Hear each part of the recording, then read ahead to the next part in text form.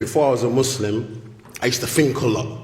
You understand? And to the degree, like I said, it used to make me get depressed because my mind used to go into overload. I used to start thinking about everything because I've been through a lot. Now, when I started looking into religion, I started looking at society and looking at everything that I see, and I say to myself, everything has a purpose. Everything. No matter what you look at, it's got a purpose. This microphone, this monitor, mobile phone, the bathroom, the camera, my jacket, my shirt, my trainers, everything has got a purpose. Then how all of a sudden, me as an individual, I don't have no purpose? I start asking myself, you know what? I know no matter what, I'm gonna die. No matter what, it doesn't matter where I hide. I can go live in the desert. I can go and live in lofty mountains. I know no matter where I go, I'm gonna die. So I start asking myself, wait, am I created for no reason? What's the point of me being on this earth and then just living and then, you know, having a family, buying a house, having some luxuries, bam, I'm gone. Don't make no sense. So I started thinking more. I'm saying to myself, wait, I know I didn't create myself. I'm not coming from that kind of angle. I've never been like, oh, I'm atheist, I don't believe in anything. That's never been my angle. But I just didn't understand who God was or how to worship God. That was my thing. So the more I started thinking about that, I said to myself, you know what? I know I'm going to die. So what's my purpose in life? Is my purpose in life is just to be here, maybe have girlfriends, have women, have kids, have jewelry, have, what do you call it? I don't know, luxury things, and then I'm just going to die. I said, this don't make no sense. It don't make no sense because then God created me for a silly reason. So I started thinking, what's my purpose of life? And that's when you start looking at things like, you know, the prophets. I start reading about the prophets. I start reading about the prophet Moses and whatnot. And I noticed one thing when I started looking into all the prophets. They all call to the same thing. They all call to worshipping one God. You will never find evidence from any prophet or messenger where they call to other than that.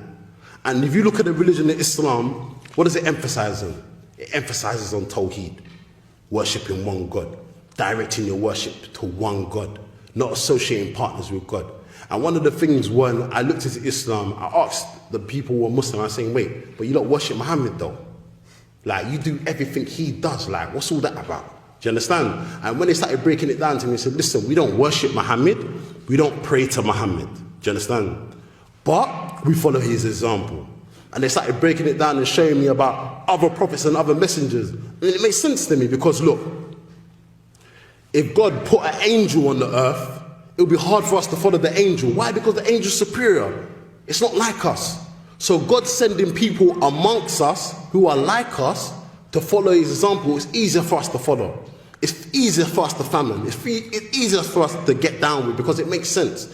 If you've got a superhuman being, you look at this human being, you'll be like, I can't, this is too much. Do you understand? This is above my head. But if you look at the examples of the prophets and messengers, they married like us. Do you understand? They worked like us. They lived like us. And they died like us. Do you understand? It's all the same. And it made sense to me. So the more I started looking into this and the more I started looking into Islam, I said, you know what? This is the only religion I can see what has no contradictions. I asked so many people, show me contradictions in the Quran. It don't exist. It don't exist. Show me where in the Quran it tells me to worship other than God. It don't exist. So when I started looking on the emphasis on Tawheed, it made sense to me, directing my worship to one God. Because when I was looking into Christianity, all this God is free and stuff like that, I couldn't get it around my head. It was too much for me. And the next thing, I'm being honest with you. I'm just going to be open with you. When they said to me, Jesus is God, and obviously I've grown up knowing that Jesus is a white man. So for me, I couldn't fathom that. I'm like, why is God white? No, I'm being honest with you. I used to ask myself this, why is God white? This don't make no sense. This is not fair. Why is my creator white? Like, so what? Is white better than me? Do you understand? And when I start looking into Islam and look at the examples of the Prophet Muhammad sallallahu alaihi wasallam, when he said in his final sermon, there's no difference between a black man and a white man. The only difference between us is through our deeds. I said, this makes sense to me. This makes sense to me. I grow up going to a church. I'm in a church. I see a white man on the wall. I'm like, this is too much. I can't get down with this. Like, I'm being honest with you. I can't get down with this. This is not fair.